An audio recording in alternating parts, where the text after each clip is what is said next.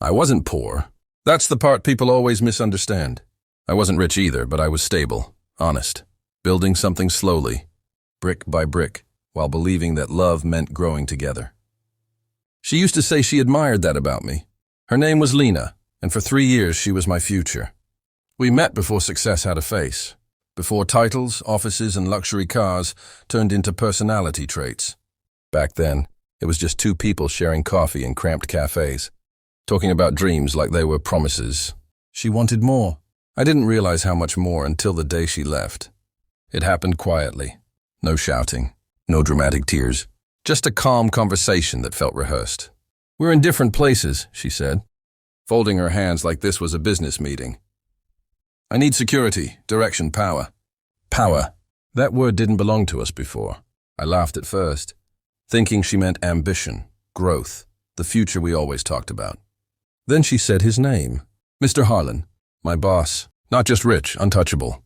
The kind of man whose silence carried more weight than other people's speeches. CEO, investor, owner of half the city through companies no one connected back to him, and apparently her new beginning. "She didn't cheat," she said quickly, like she was checking a moral box. "But he sees me. He believes in me. He can give me a life you can't." That's when I understood. Love hadn't failed. Comparison had. I didn't beg. I didn't argue. Pride doesn't make you strong, but neither does humiliation. I just nodded. She took that as confirmation I was small. The breakup didn't destroy me. What came after did. At work, nothing changed officially, but everything shifted. Projects reassigned. Meetings I used to attend suddenly no longer required my presence. Promotions delayed without explanation. Mr. Harlan never said a word to me. He didn't need to. Power never explains itself. 3 months later, the news spread through the office like gossip wrapped in champagne. They were getting married. A private ceremony. High profile. Exclusive guest list.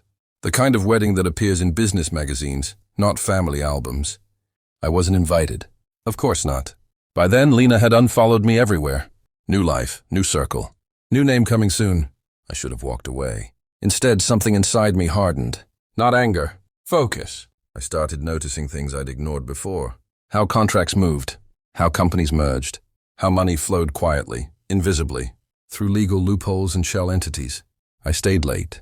Asked questions no one expected. Learned systems, not roles.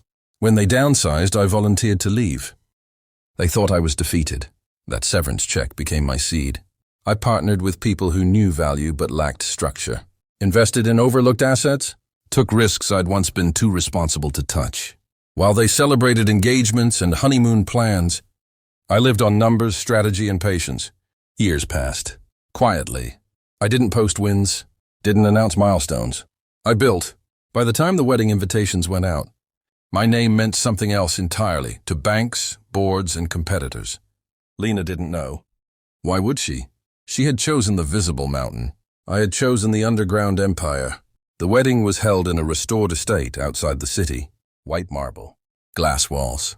Imported flowers flown in overnight. I arrived unannounced.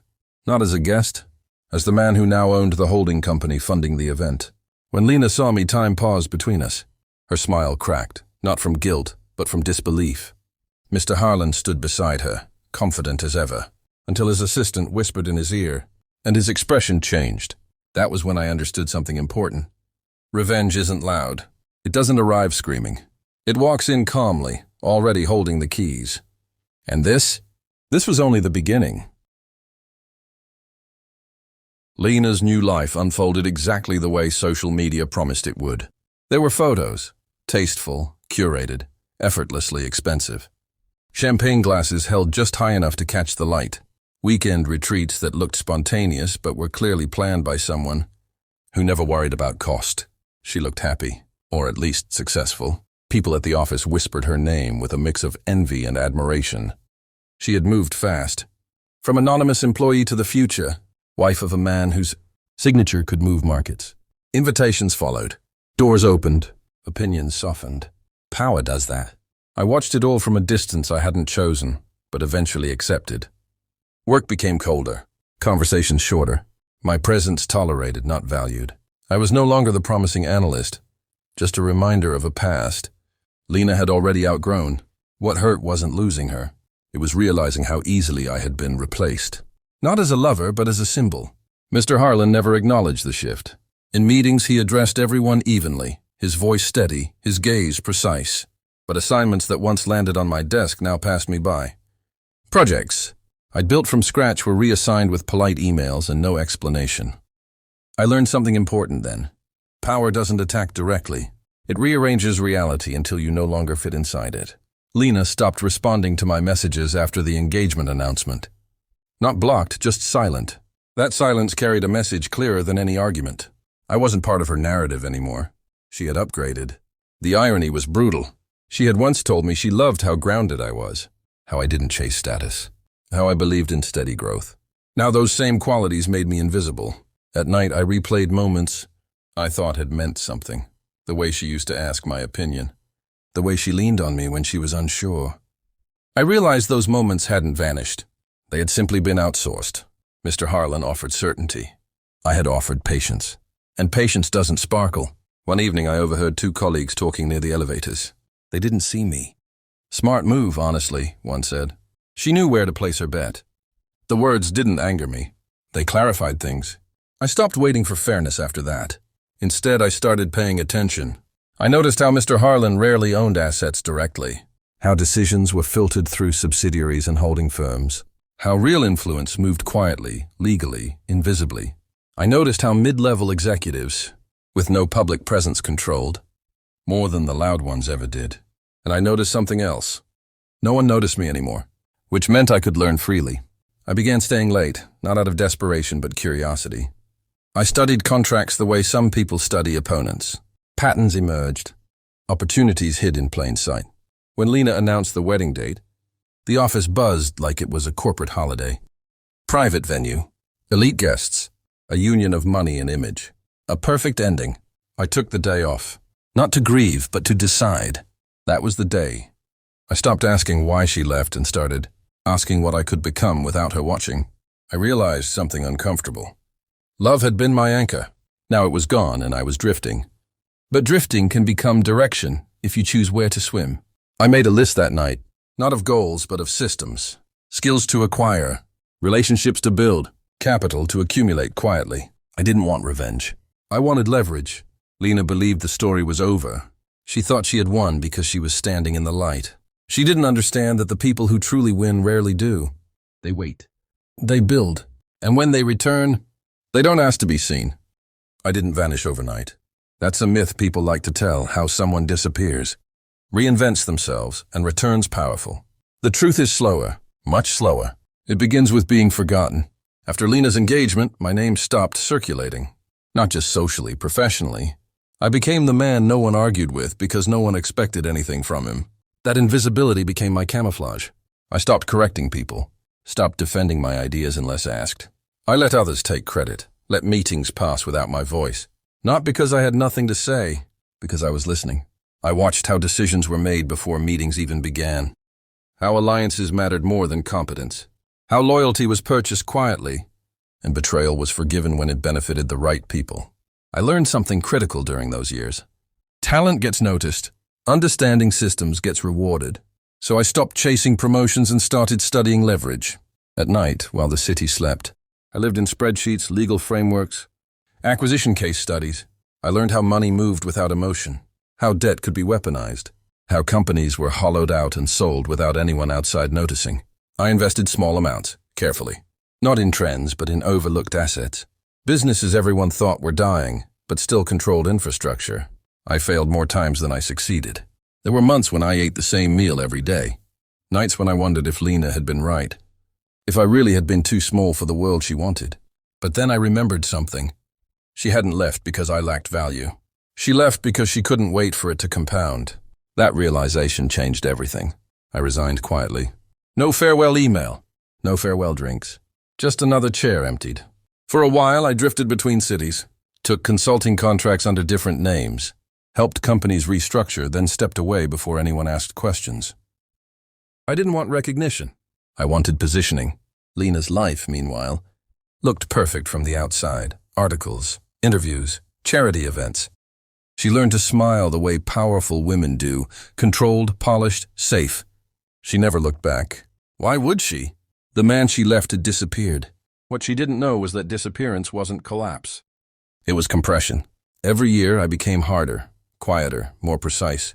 I learned to say no without explanation, to walk away without anger, to watch people underestimate me and let them. Eventually, money stopped being a concern. Then influence followed. Boards returned my calls. Banks listened differently. My presence carried weight without me raising my voice. I had crossed a line few people notice when it happens. I no longer needed approval. One evening I saw the wedding announcement. Same venue Lena had once dreamed about. Same city skyline she used to point at and say, "One day." I closed the article without emotion, because by then I wasn't thinking about her. I was thinking about ownership. The companies sponsoring the event, the vendors, the holding structure behind the estate. I recognized the names. I smiled, not because of revenge, but because the past had finally caught up with the present. I hadn't returned yet, but I was already there. It was an ordinary morning, except that it wasn't. The sunlight slanted through my apartment window at an odd angle, making the dust motes shimmer like tiny, mocking stars. I could feel something shifting before I even looked at the mailbox. And there it was, a pristine envelope. Thick paper, embossed letters, almost tasteless in its opulence, but unmistakable in its intent. Lena's handwriting. Elegant, controlled, polished. The envelope felt like a message meant for someone else. But the universe had decided to place it in my hands. The wedding invitation. I held it for a long time, studying the curves of her letters, the gilded edges. Everything about it screamed perfection, her perfect life, her perfect choice, her perfect ignorance. I remembered the nights I had waited for her call, the mornings I had quietly hoped she would appreciate my presence, my support, my sacrifices. She hadn't, and now she expected me to attend a celebration that celebrated her absence, her betrayal and her success at the cost of my dignity. For a brief moment I considered ignoring it. Let it sit in the trash, pretend it never arrived. But the truth is, I wasn't the same man anymore. I had learned the subtle art of patience and leverage. I had spent years building the invisible empire beneath my calm exterior. This invitation didn't mark the end of my story. It marked its opening act. The first rule in any game of power is understanding your opponent. I studied every detail of this wedding. The venue, the sponsors, the guest list, the seating arrangements, even the menu. Corporate connections, social alliances, media coverage. Every element had a purpose, and every purpose had a weakness. I had once tried to fit into her world, to be noticed, to be appreciated. I had failed because I played by her rules. Now I would play by mine. She thought the rich boss she married would be her shield, her armor, her ticket to a life untouchable. She didn't realize that power is never a shield. It is a tool. And I had sharpened mine to perfection. Days passed like clockwork. Every morning I refined my strategies, ensuring every move I made in preparation was precise. Every asset I owned, every deal I had quietly closed over the years, was now part of a lattice of influence. It wasn't about revenge yet. It was about positioning, observation, awareness. I revisited the people she had surrounded herself with, the friends who had applauded her choices, the colleagues who had whispered judgments, the family members who had smiled politely while ignoring my presence. Each one had a role. Each one had a place in my eventual plan. And then I remembered something crucial. Pride is the greatest enemy of happiness. Pride keeps people blind. Pride ensures mistakes are repeated. And pride was going to make this wedding mine. I dressed meticulously, not in the suit of the man she once knew, but in the attire of someone commanding presence without needing validation. Tailored lines, soft textures, subtle colors. Nothing screamed wealth. Everything radiated confidence. I responded to her invitation, not with a text. Not with a call, but with a quiet, formal RSVP. I was attending.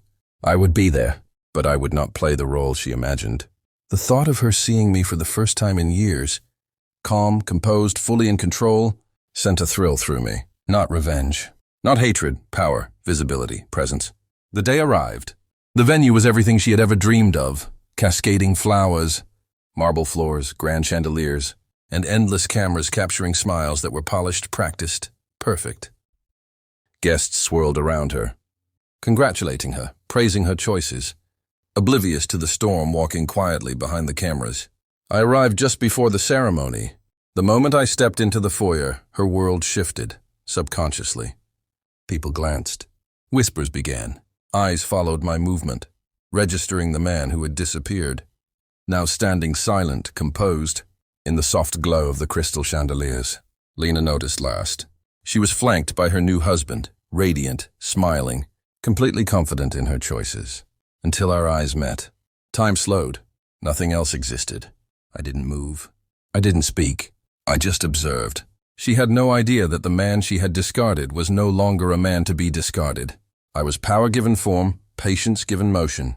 And she felt it. I could see it in her eyes, the faint flicker of uncertainty, a shadow of the fear she had never expected. During the ceremony, subtlety ruled my interactions. I did not confront. I did not demand attention. I simply existed in their space.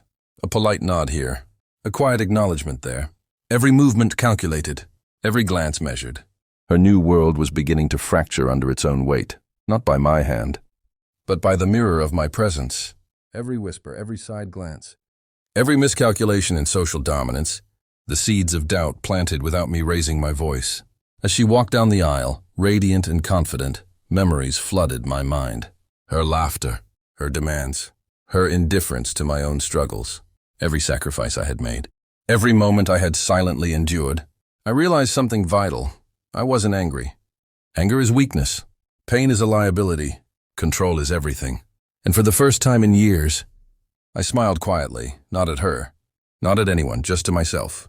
I had learned to transform absence into influence, invisibility into dominance. When the ceremony concluded, I remained at a distance, observing the celebrations. Her eyes searched for me briefly. Our gazes locked across the room. She had expected avoidance, perhaps resentment. Instead, she found calm certainty. The man she had abandoned was no longer a man she could control or dismiss. I could see her hesitation, the subtle tightening around her eyes, the fraction of regret that reality had already begun to teach her. And yet I felt nothing but focus. This was not the moment of revenge. That would come later. This was the moment of positioning, of presence, of proof that the past could no longer be ignored. I left before the reception reached its peak. No dramatic exit, no confrontational scene, just a quiet departure, leaving ripples in a pond too small to be ignored. The message was clear. I had returned. I had not arrived to beg, to fight, or to plead. I had returned as the man owning everything she had thought she had left behind. And in that silent, controlled departure, the story had shifted irreversibly. The days after the wedding were heavier than the day itself. Lena felt it first, in the quiet moments, those seconds, when the noise of celebration faded and reality slipped in. The man she thought she had left behind hadn't just shown up. He had returned unchanged on the surface, but transformed underneath. And that disturbed her more than anger ever could. She tried to ignore it. She told herself it was just nostalgia, just guilt, just the mind playing tricks after an emotional event. But doubt is patient. It waits. At work, small things began to shift. Meetings she once dominated were delayed. Emails that used to get instant replies now sat unanswered for hours. Decisions that had always flowed smoothly suddenly required review. Nothing dramatic. Nothing obvious. Just enough friction to be felt. Her husband, powerful, confident, untouchable, laughed it off at first. Big organizations move slow, he said. You're overthinking. But Lena wasn't overthinking. She was remembering. She remembered how I used to notice patterns before others did. How I warned her about structural risks, about people smiling too easily, about power that looked solid but rested on weak foundations. Back then, she had called me pessimistic, small-minded, afraid. Now those same patterns were appearing again. From my side, I did nothing visible. I didn't call her. I didn't approach her. I didn't interfere directly. Instead, I watched. I listened as vendors renegotiated contracts, as partners quietly requested audits, as boards began asking questions no one had asked before. These were systems I understood well, systems I had helped build, restructure, and, when necessary, control. And Lena was standing in the middle of one without realizing it. One evening, she finally looked me up online. She didn't find much. No flashy interviews. No social media presence. Just corporate filings, advisory roles, quiet ownership stakes hidden behind clean legal structures. Enough to confirm one thing. I hadn't come back empty-handed. That night, she didn't sleep. For the first time since she left me, she wondered if she had mistaken patience for weakness. If the man she abandoned had simply been waiting, not failing. Meanwhile, I continued my life uninterrupted. Morning routines, meetings, decisions made without emotional weight. I wasn't chasing her downfall. I was executing my future. If her world collapsed along the way, it wouldn't be because of revenge. It would be because she had chosen speed over depth. The pressure built slowly, like water behind a dam, and Lena could feel it. The silence between us, once filled with absence, had become something else entirely. It had become a warning. The truth didn't arrive as a confession. It arrived as a pattern. Lena first noticed it during a routine meeting that should have been effortless. The numbers didn't line up. The partners who once agreed without hesitation were suddenly cautious. Every question they asked pointed in the same direction. Ownership, control, influence. Someone unseen was guiding the current. That night, she stopped pretending. She pulled old files, revisited contracts she had once skimmed with confidence. Names appeared again and again, hidden behind holding companies and advisory boards, clean, legal, silent, and disturbingly familiar. Mine. I hadn't announced myself. I hadn't warned her. I hadn't needed to. The system was simply recognizing the weight I had accumulated while she had been busy celebrating appearances. Her husband sensed it too. He wasn't used to resistance. Power had always responded to him quickly. Doors opened. Calls returned, favors granted. Now, delays replaced certainty. Polite smiles replaced agreement. Someone higher was listening, and it wasn't him. He asked questions. He made calls. And eventually, those calls led back to me. The moment of realization was quiet but devastating. She sat alone in her office, the city glowing behind the glass, staring at a document that confirmed what she had feared. The man she left hadn't chased success. He had engineered inevitability. For the first time, she understood the difference between loud power and absolute control. I received her message later that evening. No accusation, no apology, just 4 words. We need to talk. I read it once, then set the phone down. Not because I was afraid, not because I was angry, but because timing is everything, and she had finally reached the moment where listening was possible. When we met, it wasn't dramatic. No raised voices, no tears, just 2 people sitting across from each other. Years of history compressed into silence. She studied my face, searching for the man she once knew. She didn't find him. Instead, she saw someone grounded, someone no longer asking to be chosen. I didn't know, she said quietly. I nodded. You didn't want to. That was the truth she couldn't escape. I didn't blame her. Blame would have given her relief. This was heavier. This was understanding. She realized then that my absence hadn't been failure. It had been preparation. That my silence hadn't been weakness, it had been discipline. And in that moment, something irreversible happened. She stopped standing above me in her memory. She stood level. When we parted, I didn't offer forgiveness or revenge. I offered nothing. Power doesn't need to announce itself. As I walked away, I knew the balance had shifted completely. The truth had arrived, and it wasn't leaving. The wedding had ended weeks ago, but its echo lingered longer than anyone expected. Lena returned to her life carrying a weight she had never known before. Not guilt. Guilt fades. This was something heavier. Awareness. The realization that choices don't disappear, just because they succeed temporarily. Her world still looked perfect from the outside. The wealth, the status, the applause. But inside, something essential had cracked. Power had revealed its true shape, and it wasn't the one she had married. As for me, I didn't look back. Not because I was running, but because I had arrived somewhere new. I stood at the edge of a life I had built quietly, one that didn't need validation. Revenge or public victory. I owned my time, my decisions, my future. And that was more powerful than owning buildings or companies. Lena reached out one final time. Not with hope. Not with demand. With honesty. I made my choice, she said. And now I understand what it cost. I listened. Understanding doesn't require reconciliation. Sometimes it simply needs to be acknowledged. I thanked her for her honesty, not as forgiveness, but as closure. I didn't lose you, I told her calmly. I lost who I was trying to be for you. That was the truth she needed to hear. The man she had left had needed approval. The man standing in front of her didn't. He had learned that love without balance becomes control, and ambition without patience becomes noise. She asked if things could have been different. Only if we had both chosen growth at the same time, I replied. We hadn't, and that was okay. I walked away for the last time, not in anger, not in triumph, but in alignment. The world didn't need to see me win. I already had.